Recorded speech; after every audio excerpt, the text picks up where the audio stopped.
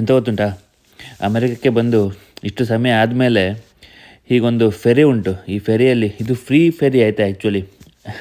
ಇದರಲ್ಲಿ ಇಷ್ಟು ಸಮಯದೆಲ್ಲ ಹೋಗಲಿಕ್ಕೆ ಆಗಿರಲಿಲ್ಲ. ಈಗೊಂದು ಅವಕಾಶ ಒದಗಿ ಬಂತು. ಹಾಗಾಗಿ ನಾನು, ಮಗಳು ಮತ್ತು ನಮ್ಮ ಕೆಲವು ಫ್ರೆಂಡ್ಸು, ಕಲೀಗ್ಸ್ ಫ್ರೆಂಡ್ಸ್ ಎಲ್ಲ ಸೇರಿ ಹೋಗೋ ಪ್ಲ್ಯಾನ್ ಮಾಡಿದ್ದು. ಇದು 24 hours into 7 days a weak.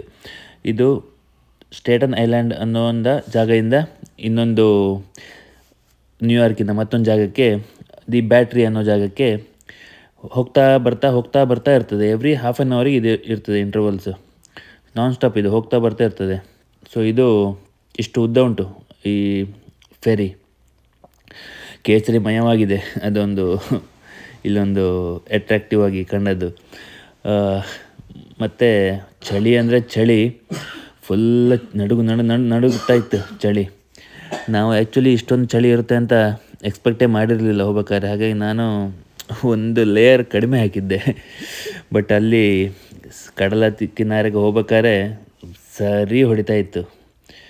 ಈಗ ಇದು ನದಿಯೋ ಅಂತಲೂ ಹೇಳ್ಬೋದು, ಅಥವಾ ಮೋಸ್ಟ್ಲಿ ಇದು ಸ್ವಲ್ಪ ಬೇ area of the Pacific ocean. ಇದು ನ್ಯೂಯಾರ್ಕಿನ ಒಂದು ಐಲ್ಯಾಂಡಿಂದ, ಸ್ಟೇಟನ್ ಐಲ್ಯಾಂಡ್ ಅನ್ನೋ ಐಲ್ಯಾಂಡಿಂದ ಇನ್ನೊಂದು ಐಲ್ಯಾಂಡ್ ಉಂಟು, ಲಾಂಗ್ ಐಲ್ಯಾಂಡ್ ಅಂತ, ಅಲ್ಲಿಗೆ ಹೋಗ್ತಾ ಇಲ್ಲ. ಬಟ್ ನ್ಯೂಯಾರ್ಕಿನ ಇನ್ನೊಂದು ಜಾಗ, ದಿ ಬ್ಯಾಟ್ರಿ ಅನ್ನೋ ಕಡೆಗೆ ಈಗ ಹೋಗ್ತಾ ಇದ್ದೇವೆ. ಸೊ ಅಲ್ಲಿ ಹೋಗಿ ಅಲ್ಲಿ ಮತ್ತೆ ಟ್ರೈನಲ್ಲಿ ಹೋಗುವ ಪ್ಲ್ಯಾನ್ ಉಂಟು. ಅಲ್ಲಿ ಟೈಮ್ ಸ್ಕ್ವೇರಿಗೆ ಮತ್ತು ಕೆಲವು ಜಾಗಕ್ಕೆಲ್ಲ ಹೋಗಿ ಒಂದು ಸಲ ಬರುವ ಅಂತ ಹೋಗಿದ್ವಿ ಹಿಂದೆ. ಈಗ ನಮ್ಮ ಕಲೀಗ್ ಬೇರೆ ಇನ್ನೊಬ್ಬರು ಬಂದಿದ್ರಲ್ಲ, ಸೊ ಅವ್ರ ಜೊತೆಗೆ ಇನ್ನೊಮ್ಮೆ ಹೋಗುವ ಅಂತ ಹಾಗೆ ಹೊರಟದ್ದು. ಈಗ ಇಲ್ಲಿ ನಿಮಗೆ ಶೋರಲ್ಲಿ ಕಾಣ್ತಿರೋದಲ್ಲ, ಒಂದು ಕಡೆ ನ್ಯೂ ಜೆರ್ಸಿ, ಇನ್ನೊಂದು ಕಡೆ ನ್ಯೂಯಾರ್ಕ್, ಮತ್ತು ಕೆಲವು ಬ್ರಿಡ್ಜ್ಗಳು, ಒಂದು ಕಡೆಯಿಂದ ಇನ್ನೊಂದು ಕಡೆಗೆ ಹೋಗೋ ಬ್ರಿಡ್ಜ್ ಎಲ್ಲ ಕಾಣುತ್ತೆ. ಚೆನ್ನಾಗಿರುತ್ತೆ ಇಲ್ಲಿಂದ ವ್ಯೂ ಹೀಗೆ ಹೋಗೋದು.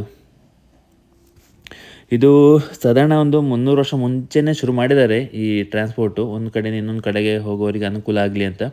ಬಟ್ ಕೆಲವು ಡಿಕೆಟ್ಸ್ನ ಮೊದಲು ಇದು ಸ್ವಲ್ಪ ಭರ್ಜರಿಯಾಗಿ ಇಂಥ ದೊಡ್ಡ ಶಿಪ್ಗಳಲ್ಲಿ ಈಗ ಸರ್ವಿಸ್ ಕೊಡ್ತಾ ಇದ್ದಾರೆ. US ಎಲ್ಲಿ ಫ್ರೀಯಾಗಿ ಕೊಡೋ ಸರ್ವಿಸ್ಗಳಲ್ಲಿ ಇದು ಒಂದು ಅಂತ ಹೇಳ್ಬೋದೇನೋ. ಚೆನ್ನಾಗಿತ್ತು ಓವರಾಲ್ ಎಕ್ಸ್ಪೀರಿಯೆನ್ಸು.